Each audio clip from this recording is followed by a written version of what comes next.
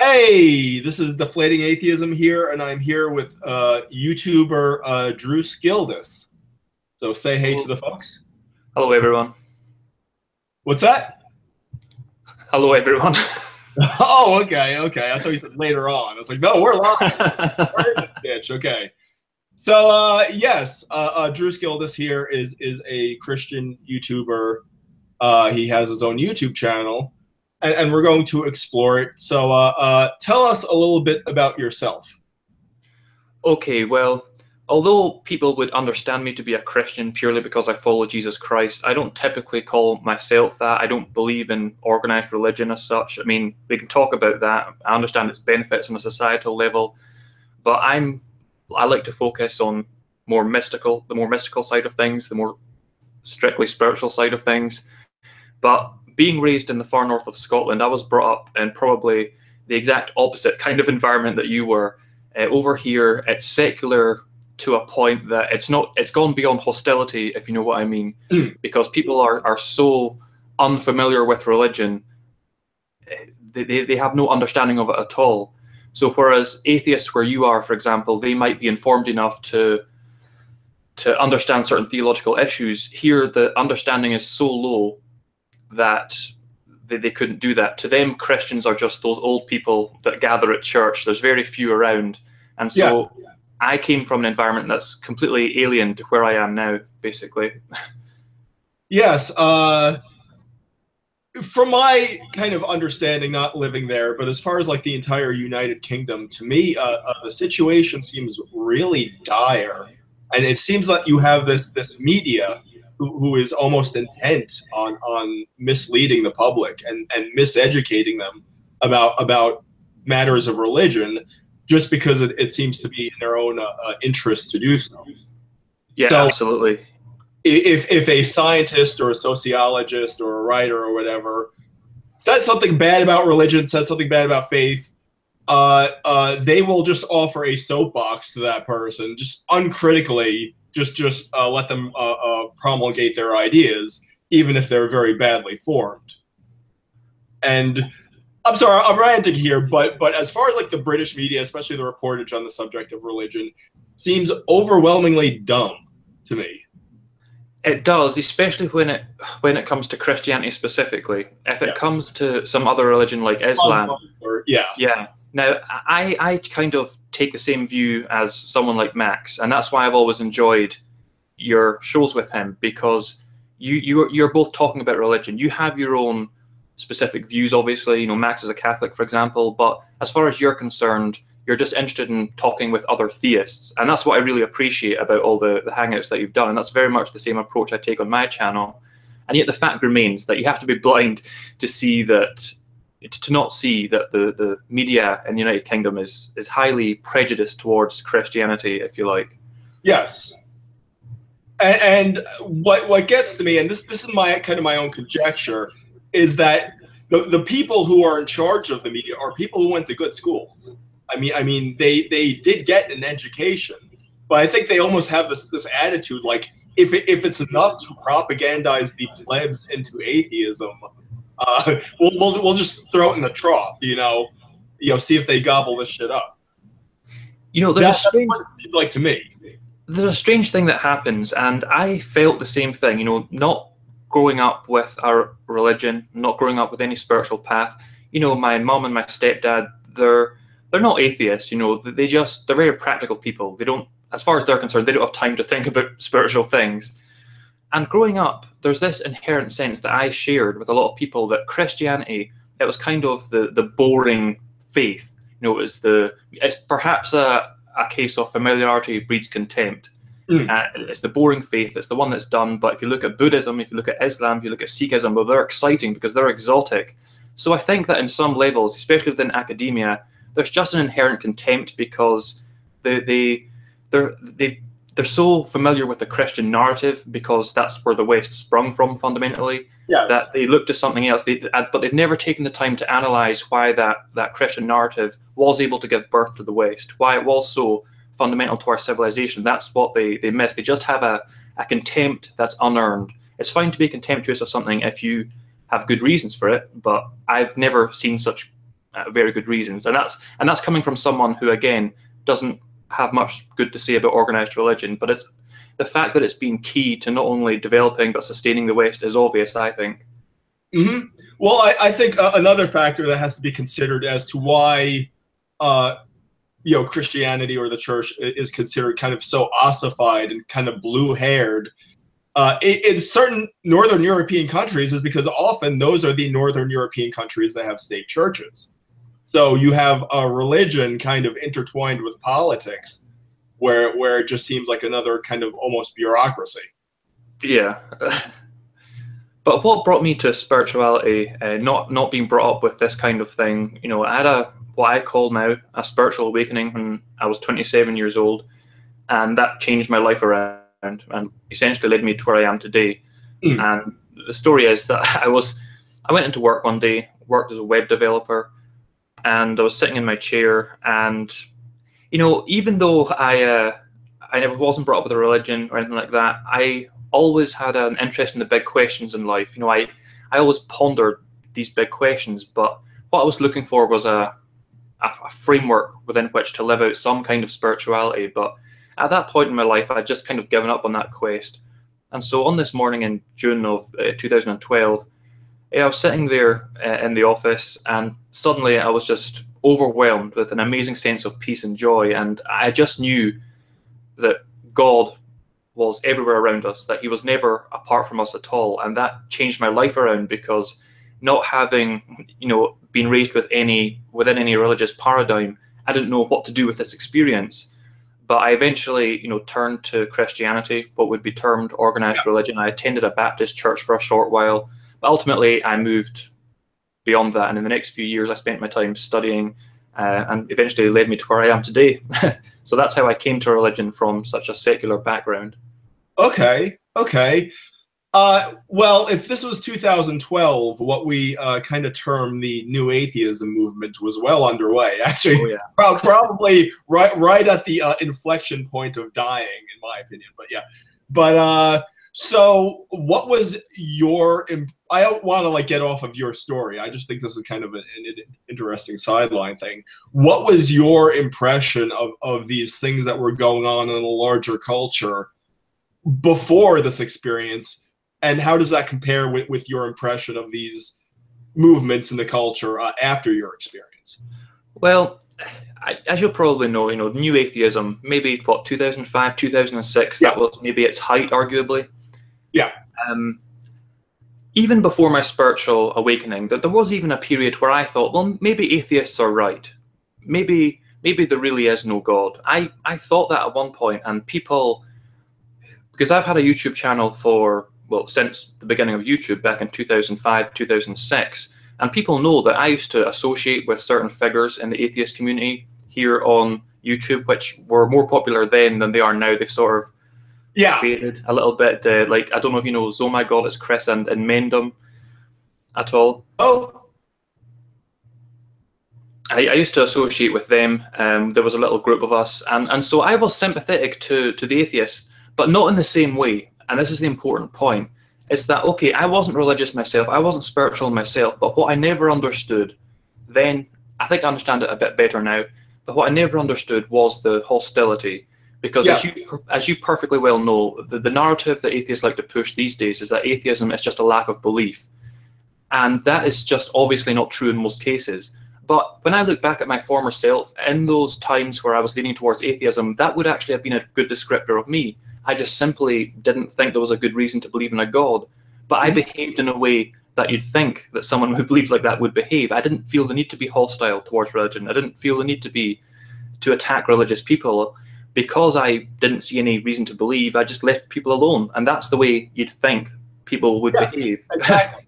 and you would not even have said a religious belief is irrational or something, because you didn't even have those kinds of affirmative beliefs. It's exactly. It may very well be a rational belief. I just don't know enough to say yes or no to that question. I'll be honest with you. There was, I think, there's a part of me that was a little bit patronizing towards religious people. I mean, even though I myself had never taken the time to really hear them out, regardless, I had a sort of patronizing approach to them. I didn't pity them, but I just thought, ah, well, you know, fine, they're going to believe what they're going to believe. I don't see any reason to. I kind of assumed that because I didn't see any reason to, then they must not have any reason either, which was obviously foolish. Yes, yes. And well, I mean, you were also young, so it's like I said, I consider New Atheism to be a very adolescent movement, because when we are young, we take our own limited experiences and kind of project them onto everyone, and we take our own knowledge and project it onto everyone. By the way, could you turn your volume down a little, because I believe I'm feeding back a bit? Okay, that should be it. But thank you. Yes, but I mean that's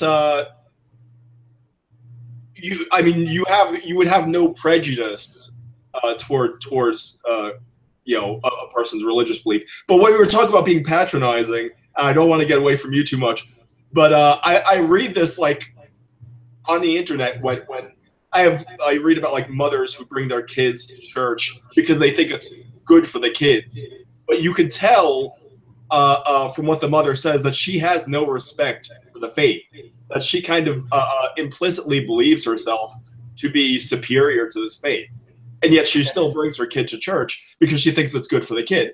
Well, guess what? Kids aren't as dumb as we think. If the mother thinks that she's too good for Christianity, the kid is going to pick up on that, you know? You know, it's funny you mention that, because despite my mother being who she was and is, she actually made me go to Sunday school for that exact reason. Yes. She has no religious belief, but as far as she was concerned, sending me to Sunday school was the same as making me join the Scouts, which I did. It was just the same thing. It was just a social group to her. And sure enough, all I did in Sunday school was, I don't know, colouring pictures of Noah's Ark. So it was hardly an education in theology. But you're right, that's how they see it in many ways. It's just a nice thing to do. Yes. I was actually, I was watching, I was trying to do a crash course in your channel before I started the Hangout. But yeah, I was watching your introduction video where you talked to just about that. And it's like, yeah, okay, church, what we in America would call Sunday school or whatever. It's just a little social activity for kids. And unfortunately, when a lot of these people become atheists at the age of 13, they actually believe they have a full theological education, you know? Yeah. It's an unfortunate reality that teenagers think they know everything about the world, and that's just the way it is. But what's unfortunate about the atheist community is that for some reason, and we can get into the reasons perhaps on this, is that in a lot of cases, and I want to make clear to people, I'm not one of these people who's just hostile to atheists as a whole. I understand that atheists are atheists for a host of different reasons. There are many different kinds of people within atheism, but there are a certain group of people who seem to have somehow, for some reason, stretched that adolescence out well into their 30s and 40s, and so they retain this teenage aggressive ignorance, if you know what I mean. And I don't need to name anyone. I mean, you yourself have dealt with them in many of your videos and responses and so forth. Yes, I agree with that 100%. And I will add to that is that there's many figures in the culture whose job it is to abet people protracting their adolescence into their 30s and 40s. It is their job to help people extend that adolescent attitude, and these people get paid to abet that extended adolescence. Because of course kids naturally think that they have all the answers, and then you have guys like Richard Dawkins who are like, yes, you have all the answers. You know, everything that you think is stupid is as stupid as you believe. There's nothing to learn. You have nothing to learn from these people. Go on just calling them faith heads or whatnot. So yeah, there was that infamous video of Richard Dawkins. He was talking somewhere, some festival, I think, and he said, mock them, ridicule them, and so forth. He was talking specifically about Catholics in that context, if I recall. What a coincidence. I was just thinking about this probably like half an hour ago. Yeah, I think that was the beginning of the end for New Atheism. Because he was talking about a transubstantiation, which admittedly is an abstruse, is one of the more abstruse Catholic doctrines. I'm not gonna, you know, it's the truth. But you can ask questions about it. I think almost questions about it are warranted. But what you don't do is take the absolute knuckle-headed approach of saying, oh well, the wine is clearly not blood. But that's who Richard Dawkins is the enlightened attitude to take. and when he says mock them with contempt, it almost seems to have opened the floodgates for all these invisible sky fairy herpty-derps going on, just spamming, invisible sky fairy, Bronze Age goat herder memes under everything. And the ironic, the kind of fitting result of that is that it makes atheists look really dumb. And what I've noticed, I'm sorry, I don't want to rant here too much, is feel free. I notice among certain Christian apologists on the internet, it's becoming a meme now. They just use like invisible sky fairy as shorthand for every stupid atheist argument. Yeah. So it's what the thing about atheists is that the things they think make them look smart actually make them look dumb. And insulting other people's beliefs in a very trivializing way does not make you look smart. It makes you look like you have no comprehension of the ideas you've been basically programmed to mock. Lack of self-awareness is definitely an issue. I think what happened, with instances like that Richard Dawkins one, that as you said, it opened the floodgates. Yeah. I think that they got ahead of themselves. They thought that they had more lasting power than they actually did. But when they took the mask off in that way, and when Richard Dawkins essentially gave license for these people to be as horrible as they wanted to be, they could no longer put up any pretense. And I think the majority of people, I think they basically forgot how much of a minority they still were and are. And the majority of people just looked at that and said, well, I don't want any part of that. Even if I myself don't really believe in God, I just don't want to be a part of this thing that's now called atheism or new atheism. I think that's what happened. Yes, yes. What is odd, and again, we're gonna get back to your experiences. No problem. Just talk about anything. Well, the odd thing is that when you kind of overhear certain atheists, they put forward the impression, or try to put forward the impression, that they are so fully ensconced in this insular little community that it is completely alien to them that anyone believes differently. They're like, what, people still believe in God? Yeah. Now, maybe that's a put on. Maybe they're just doing that just to kind of, belittle religious believers. But then at the other side of the thing, they will pose as the kind of aggrieved minority, that they are this put upon, misunderstood minority.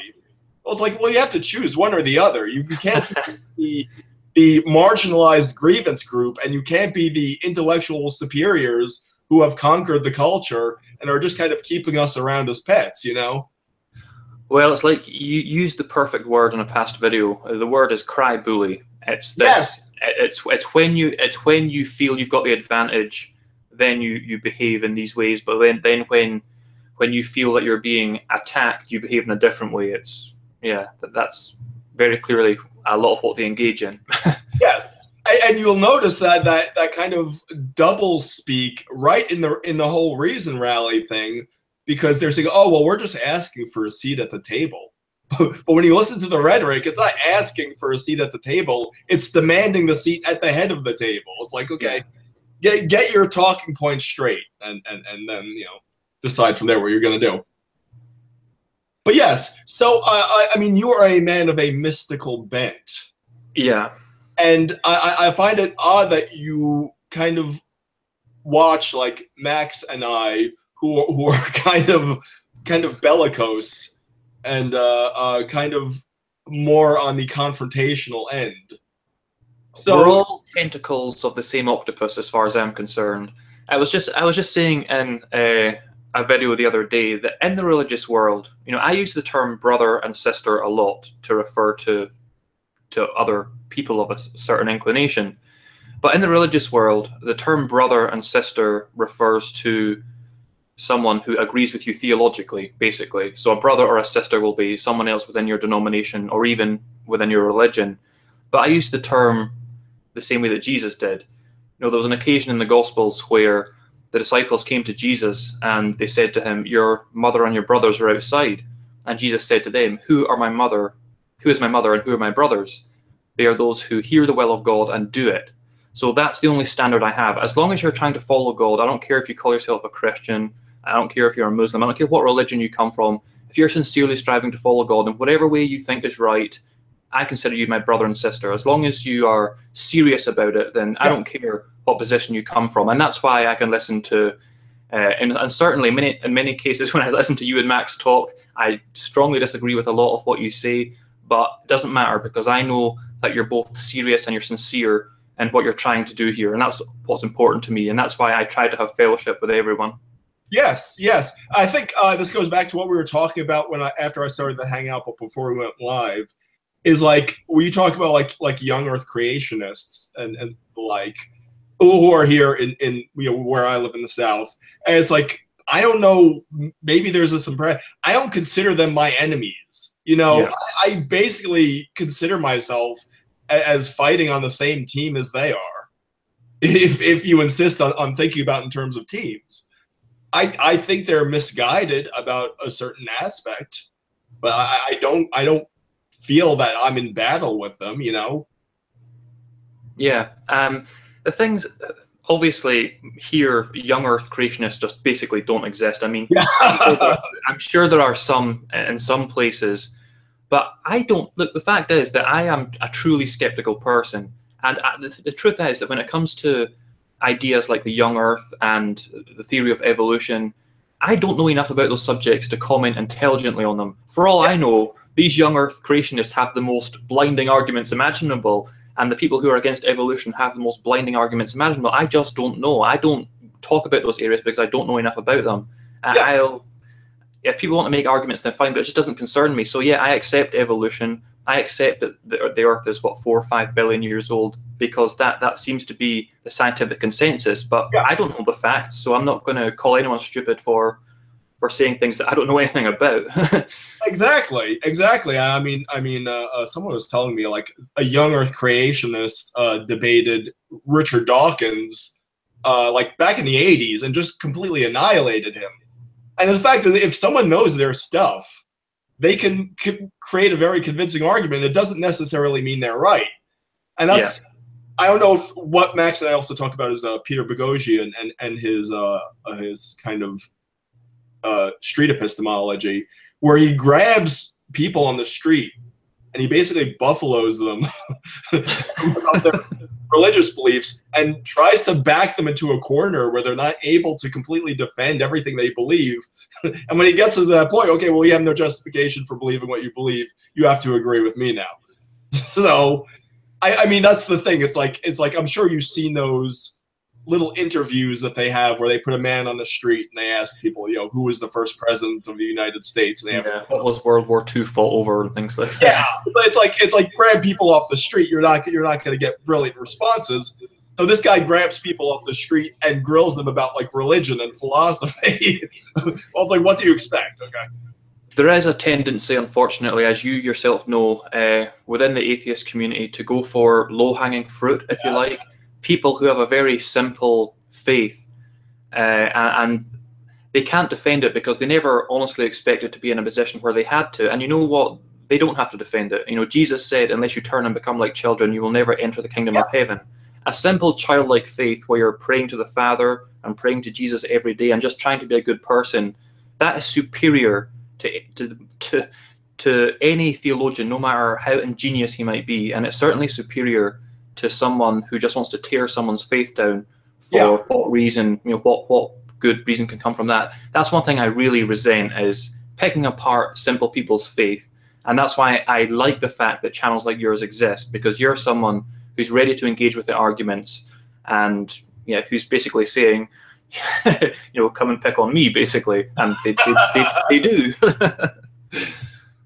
I will say this for myself. I actually thrive off negative energy. I think a lot of people actually wither when they get that abuse. You'll notice my videos become a lot more fun when someone else makes it personal.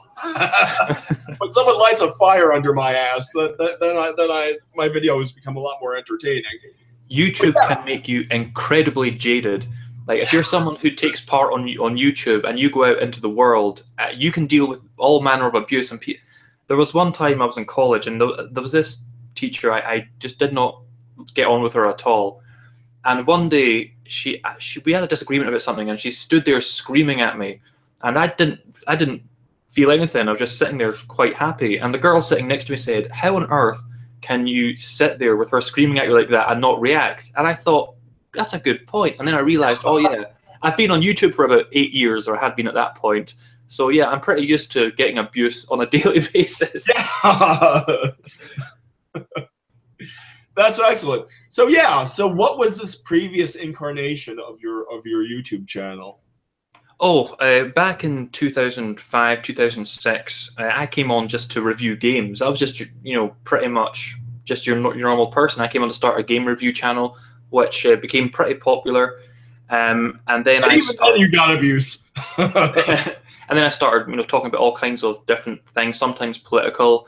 But after my spiritual awakening, just like so much else in my life, I couldn't hold on to that, and my life since that spiritual awakening has been trying to gradually get rid of all these, what the Bible would call worldly attachments. I must be dedicated to this spiritual path. I must be, because what I'm focused on my channel, whereas you're focused on certainly apologetics, and other brothers and sisters are focused on doctrine and theology, I'm very focused on helping people with their spiritual lives, just giving people encouragement. And again, I think it's not a very pretty comparison, but I do think we're all like tentacles from the same octopus. Yes. And I think we're all essential. But that's what I try to do.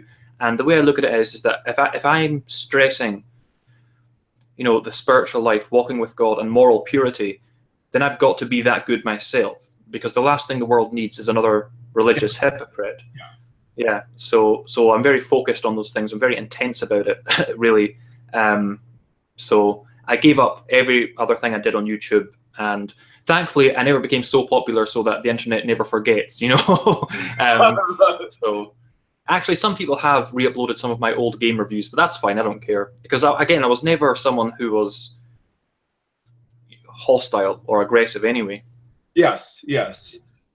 I mean, honestly, I'm almost kind of envious of a person like you, because I've never had like the shattering mystical experience. What I have had an abundance of are almost kind of this. It goes back to what we were talking about before. Just kind of like an aesthetic appreciation of God's presence in the world, and that's routine for me. But I've never had that kind of Pascal sense that the world is just on fire, And so I'm open to it, certainly. But, I'll say what you have to say. I'll let you say. I was responding to a brother on just this very issue last night. He sent me a very long email expressing some concerns, and I wrote one back. And one of his concerns was exactly that he hasn't had this kind of earth-shattering spiritual experience. Yeah. And I'll say to you what I said to him, is that you'll see throughout the Bible and in people's life testimonies, only the fools need that experience. Only the weak need that experience. If I hadn't had that kind of experience, how was I, based on who I was, I was a person who lived a life just like everyone else, engaged in all manner of what the Bible would call sin. How was someone like me, coming from the north of Scotland, ever going to come to God short of that experience? I mean, even like the Apostle Paul in the Bible, here's a man who persecuted Christians. He was an enemy of the church. He has this mind-blowing experience on the road to Damascus. And without that, how could he to be a servant of Christ? So it's actually, it's not that the people who have these mind-blowing experiences are special somehow, or are somehow stronger. On the contrary, they're the weakest, because they need those experiences. I mean, the guy who wrote to me, he'd been a lifelong Christian. He's having difficulties at the current time, but he's walking along in his faith. That's 10 times more admirable than God smacking you across the face. If God smacks you across the face, what else can you do but go to him? So as I always say, don't worry about that, because it's only the weak who need that kind of earth-shattering experience. The fact that you don't need that experience is a testimony to how well you're walking. It's like what Jesus said to Thomas, "Do you believe because you see me? Happy are those who believe without seeing me." Their faith was greater than mine could ever have been without that experience. So I see it the opposite way around in many ways. Yes, well, I mean, God is everywhere apparent in the mundane. So I mean, there's no shame in walking along and doing your duty as a Christian in this kind of mundane world, Well, this goes back to what you said earlier about the way that atheists understand God as that sky fairy, as that sky daddy. It's an understanding that not only is it incorrect from a biblical point of view, Yes. but as long as you see God in that way, you cannot have an appreciation for the magnificence of God.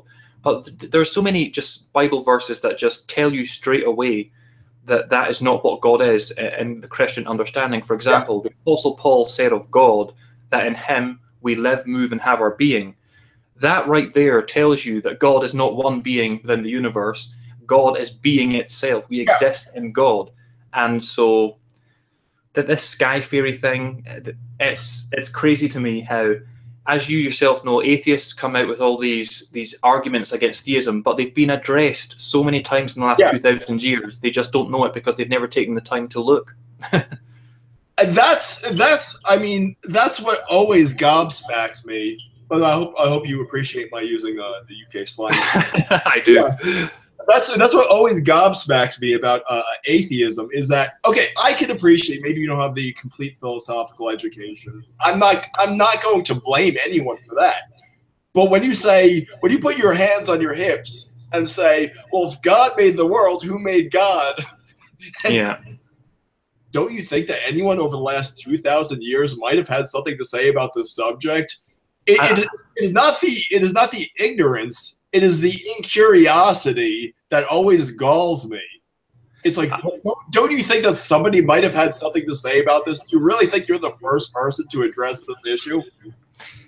The last video I made was on the subject of prayer and meditation, and I was pointing out that, you know, atheists often, and I think you've actually addressed one yourself, they often make videos about prayer and why it's pointless because, you know, God presumably knows what we're going to ask anyway, and God knows what we need, so why do we pray? Yeah. The strange thing about that, or the awkward thing about that, is that Jesus himself said this. He, just before he gives the Lord's Prayer in Matthew chapter 6, he said, your heavenly Father knows what you need before you ask him.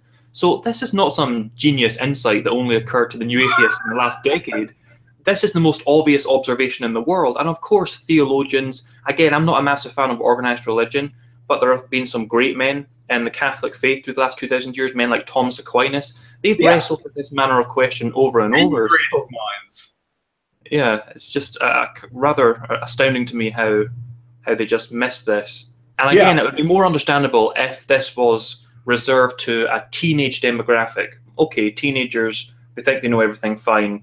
You know, well, they'll grow out of that. But when you're dealing with people in their 30s, 40s, and 50s, it becomes a little more difficult. Yeah. Well, when I made that video, people in my comments were actually criticizing the guy I was responding to, but I almost felt it as a criticism of myself because I completely accepted the terms of his argument that prayer is just basically supplication, and that there's nothing else to prayer than supplication. And so I kind of just took that from his video and just ran with it, not even looking into that premise. But supplication is a small part of prayer.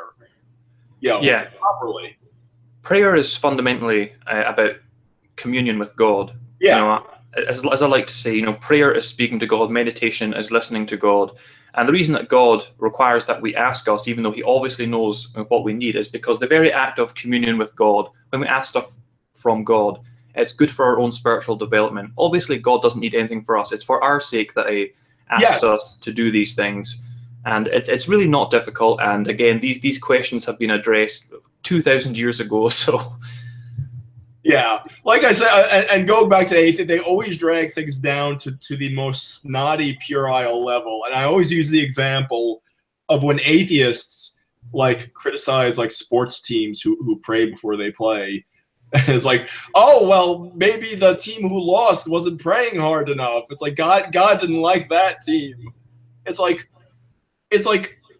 that the attitude of superiority is so unwarranted that you're making fun of these people, but actually you're the dumb ones. Because do you actually know what like a sports an athlete would pray for before a game? It's not to win. But they always have this completely tunnel visioned view of what prayer is, or go something like transubstantiation that's just way, way, way beyond their ken.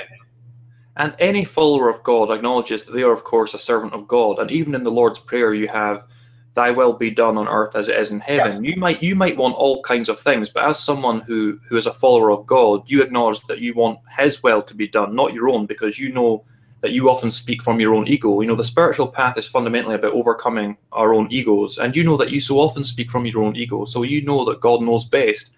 And so, of course, if you think that prayer is making a wish, then you're going to understand it in all the ways that atheists unfortunately do. Yeah. And I've got something to run past you here. This is quite a broad subject. You have raised that study many times that showed a correlation between or higher rates of autism within those who identify as atheists. Is that right? Yeah. Actually, Max talks about that a little more, but yeah. Well, I've noticed something similar or along the same lines myself. And again, to the atheists who are watching this, I am not someone who sets out to be your enemy. You know, I'm not trying to attack you in any way, shape, or form. I'm just giving you my honest appraisal of what I've seen. I think that although we're speaking in generalizations here, I think that there's something about the atheist mindset and something about the religious mindset. I think we're dealing with, in a way, two different categories of people, because what I've noticed is that atheists typically are far more orientated towards, and maybe you're not going to like this, but they're more orientated towards the hard sciences. That doesn't mean they're good at it, but it means they're more orientated towards that. They have an interest in that. Whereas people of a religious bent tend to be more orientated towards literature. And one way that this manifests very clearly is in the fact that atheists often have a very difficult time understanding certain nuances in language, particularly in religious texts like the Bible. For some reason, atheists kind of approach texts like the Bible as if they have to be literally true or they're absolutely worthless. They don't seem to have any room for allegory, for parable, and things like that. So unless someone is prepared to defend the literalistic interpretation of something like Genesis, then the atheist will just say that it's worthless. What would you make of that? I agree with it entirely, and I mean, there are certain characteristics of people who are autistic or on the autism spectrum, and one of them is difficulty with figurative language. Mm-hmm. Another one is the difficulty with theory of mind, of recognizing other mental states that are not your own. And so I think I'm just kind of like spitballing here. You could conjecture that that applies to, you know, God, the kind of primary mind, and maybe people who are autistic or on the autism spectrum have difficulty recognizing a mind outside their own, or in fact, kind of this kind of grounding mind. It seems there's a lot of difficulty, particularly with abstract concepts. You know, unless it's very easily graspable by us human beings, then they have difficulty. And again, this is not an attack on atheists. It's just an honest attempt to understand a phenomenon that I myself have witnessed. And I've got all kinds of weaknesses as well. I mean, I've always been terrible. Anything that involves numbers, you know, mathematics, you know, chemistry, always been awful at them. I was always very good at literature. You know, I've always been interested in literature. And so when I, once I became a Christian, but, you know, when I started reading the biblical texts and studying theology, I took to that very easily because I always had the inclination towards literature. And I think that a lot of atheists struggle with that precisely because they're more orientated in a different direction. Yes. Well, that's the thing. It's like, even if I say, well, I believe the creation story in Genesis 1 is figurative, they're like, oh, well, so you're saying it's wrong, it's false? And it's like, no, I never said it's false. Just because it's not literally accepted as true, it doesn't mean that it's false. That's the only way they can comprehend it. And on the other side, they say, well, you know, okay, so how, if that's supposed to be figurative, I mean, how are we to know which is figurative and which is literal? They don't understand. They don't seem to understand that there are certain contextual things internally in literature that kind of cue you in on whether something is literal or figurative. So just because we have cause to believe Genesis is a figurative account, which is certainly a reading St. Augustine would be amenable to. That doesn't mean that we have to take the resurrection as figurative, even though obviously some have. I mean, the Bible is not one book; it's a collection of books, and those books belong to different genres. You've got the Gospels, which are clearly meant to be historical narratives, albeit written for different purposes, but they're all historical narratives. Revelation is apocalyptic literature. Genesis is clearly allegory, and so forth. So if you just look at the Bible as one book that's meant to be literal history, you have no chance of understanding it. A comparison I often use is like the boy who cried wolf. Okay, you can ask that story. You know, the boy who cried wolf. Yeah. It's almost like an atheist would go to that story and start asking or start criticizing that. Well, why is a wolf of that breed in that area?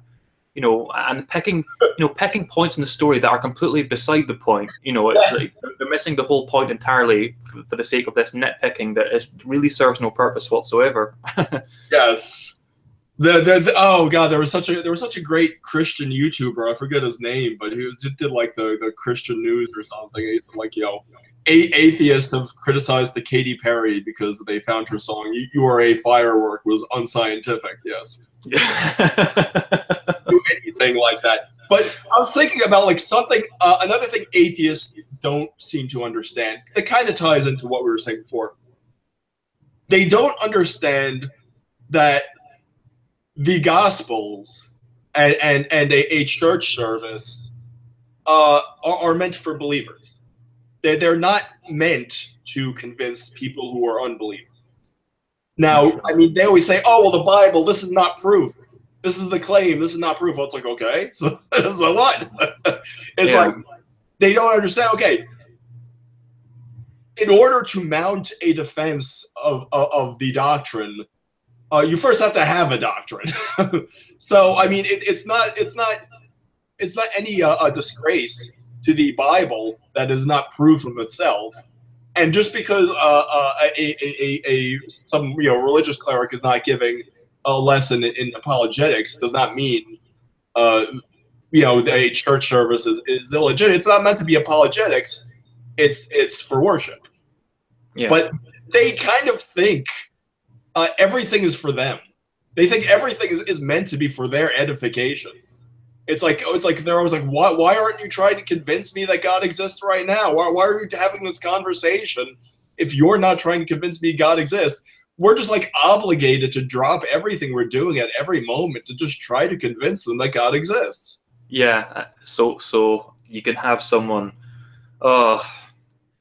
There's that tragedy in Texas the other day, and of course on social media people are leaving comments like, "I'm going to pray for this person or for that person or for the families of those afflicted," and rarely these days is one of those comments able to pass without someone jumping in, saying, and see, that's what really bothers me. Okay, if someone doesn't believe in God or doesn't see a reason to believe in God, that I can understand because I've been there myself. But when you have that degree of what can only be described as aggression to the point where you can't let a well wish past without commenting on it, that is where I can't stand it.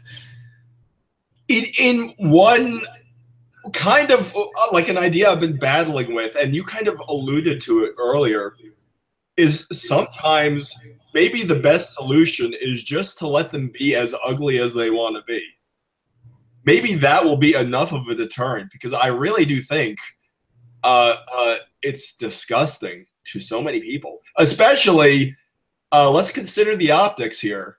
Especially, you have an atheist who went into a church, an atheist who had on many times on Facebook expressed his antipathy towards Christianity. He goes into a church, kills Christians, and then atheists go on the internet mocking Christians who say to pray for the victims of an atheist killing Christians.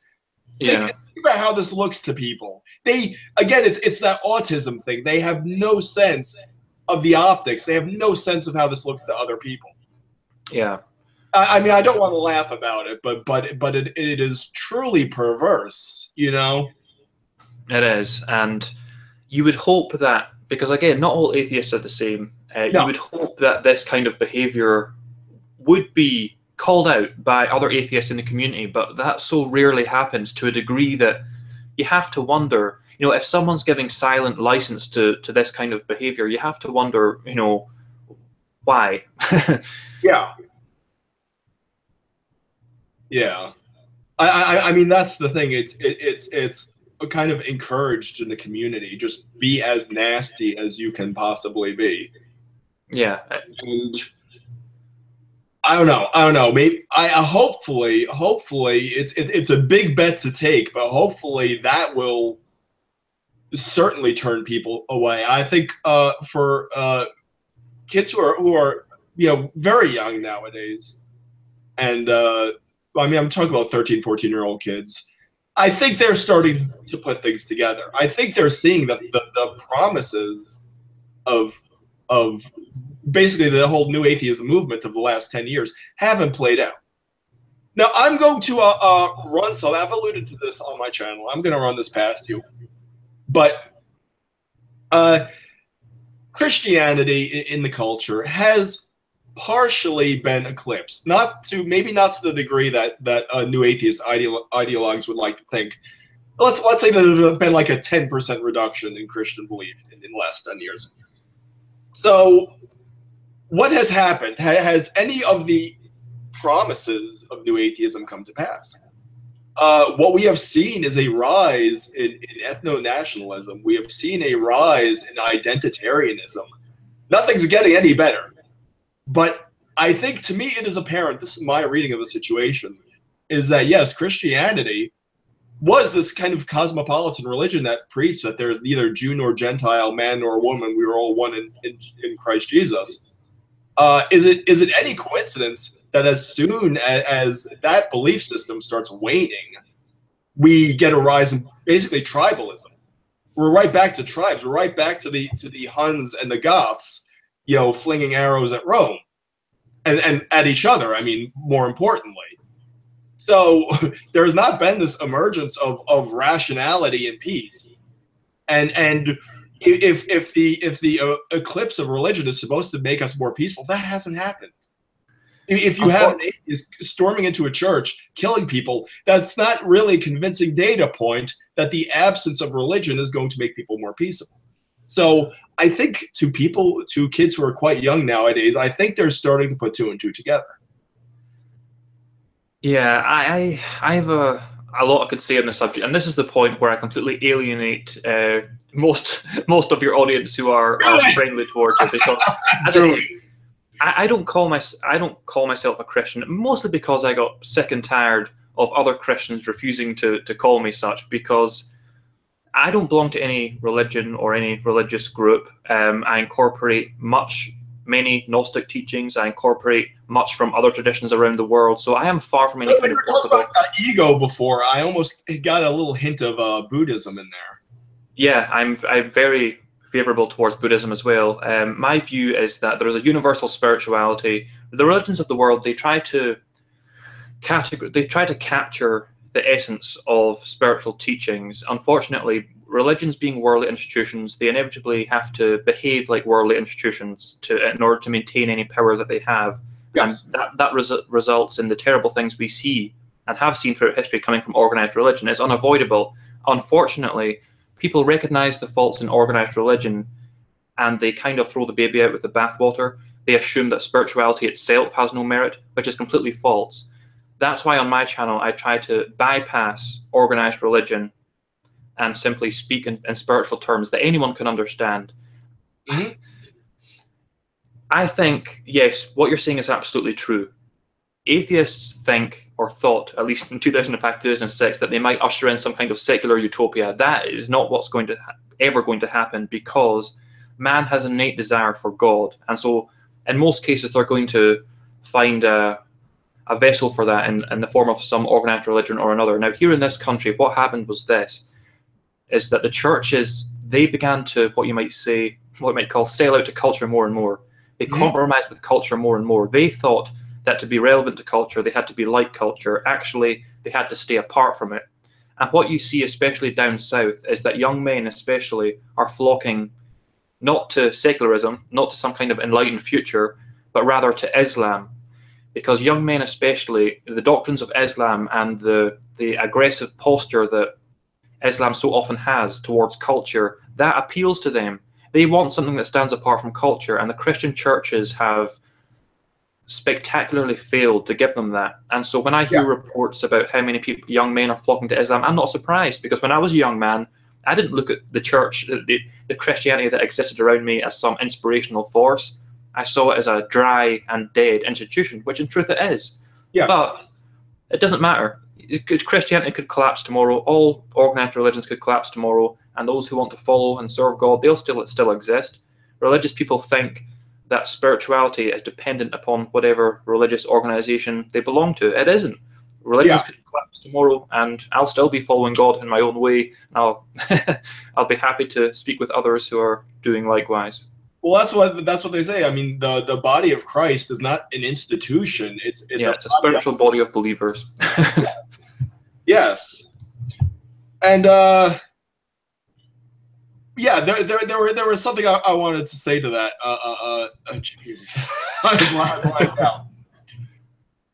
But yeah, what I was going to say about the thing is that yes, I mean, obviously you come.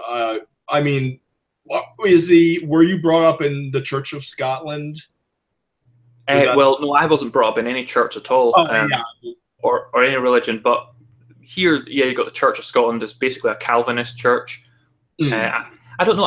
I know what Max's position on Calvinism is, since he was brought up around it, and I understand. I'm not a fan of the doctrines of Calvinism themselves. What's your position on that? What's your take?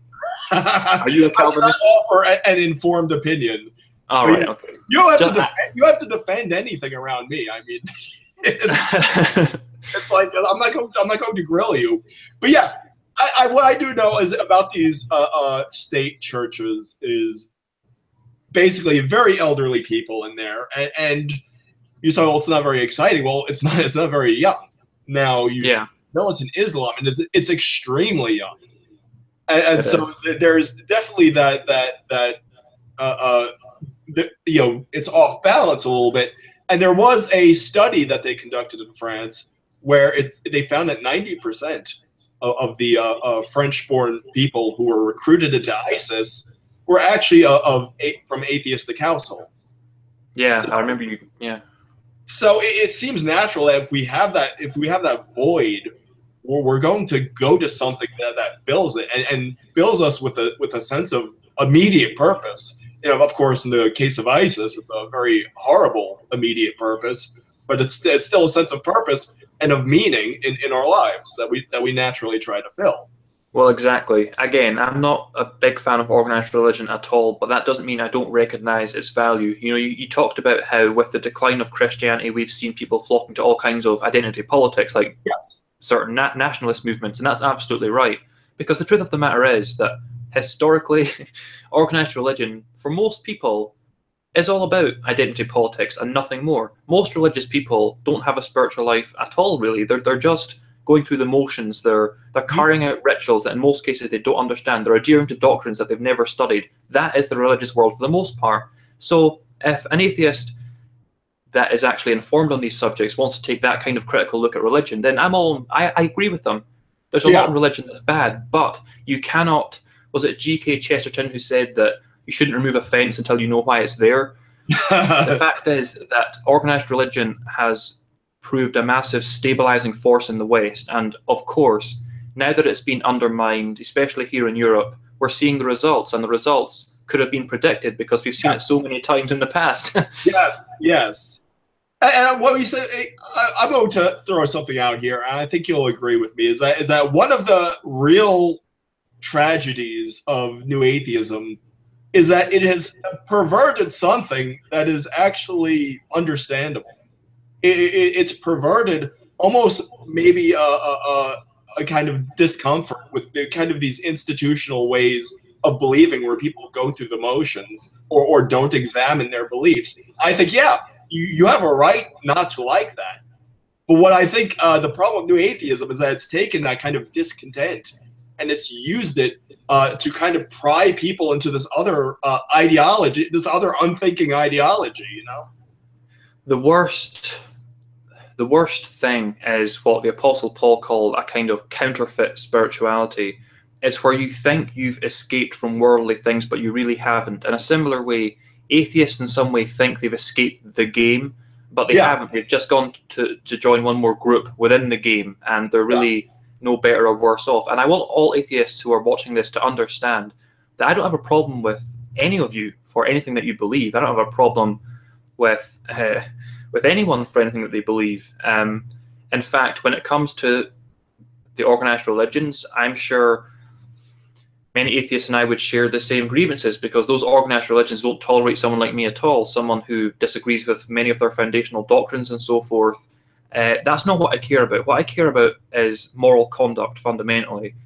And I like to encourage people to walk a spiritual path. So that's my angle in this. I'm not a champion of any religion. Unfortunately, so many religious people are not the champions of God, certainly not of Jesus Christ. That is obvious by their conduct. As Jesus said, you shall know them by their fruits. What they are is the champions of their religious institutions. I recognize that. What atheists need to understand is that it's very easy for them to become champions of this ideology called atheism. And it is an ideology. And look, we'll share many criticisms. I agree. And Max has said this many times on your broadcasts as well.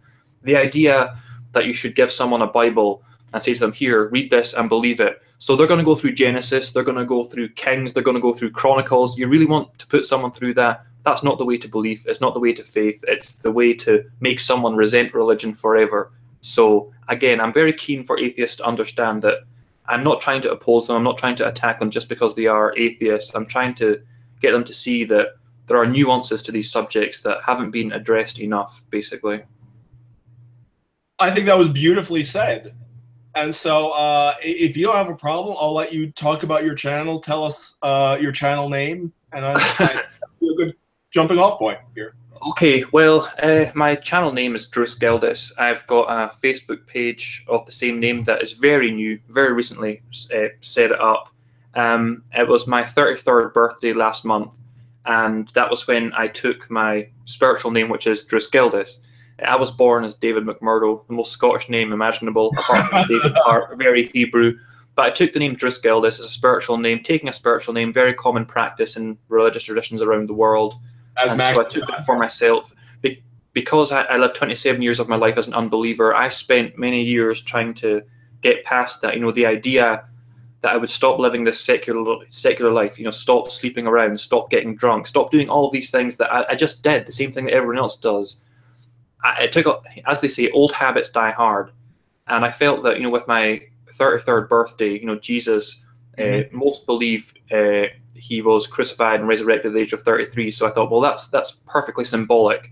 You know, when it's my 33rd birthday, I'll take a new name, a spiritual name, and then, you know, I'll go from there. It's like a fresh, a clean slate. But not that I'd ever committed any great crimes. You know, I've never killed anyone, but it's more of psychological significance. And so on my channel, which again is only a year old itself, I try to encourage people to not get caught up in doctrines and theologies and so forth, because you can fall into that counterfeit spirituality where so many religious people think they've got a spiritual life because they read the Bible, because they concern themselves with activities that have religious garb. But that is not a spiritual life. A spiritual life is to walk with God and to live righteously. As Jesus said, John 17:3, this is eternal life, that they know you, the only true God, and Jesus Christ who you sent. Not that we know things about God, not that we have elaborate theologies. That's fine, and I can engage in those things as much as anyone else. Lord knows I've done it enough in the past. But a simple spiritual life beats all of that, and that's what I try to encourage and I try to foster. And I'm open to anyone, regardless of, you know, what they believe. Excellent. Well, this was a great discussion, and I thank you so much. Well, yeah, I want to thank you as well. I want to say this at the beginning. You know, it's such a great honor to be on your channel because I've watched you for so long. And as I said to you last night when we were speaking, it's just going to be so surreal sitting here speaking to you. You know, speaking to someone I've watched so much on YouTube, because, you know, I haven't watched TV in years. In many ways, YouTube is my TV. So. Yeah. Yes. Me too. I watch it when I'm at my parents' house. So that but yeah, a wonderful channel. I mean, I wish I could just turn on the camera and just talk the way you do. Like I said, I'm a little jealous actually. So thank you so much. He has a wonderful YouTube channel. Everyone, go check it out, Druce Gildas. Thank you so much. Right, thanks. God bless you all. God bless you too.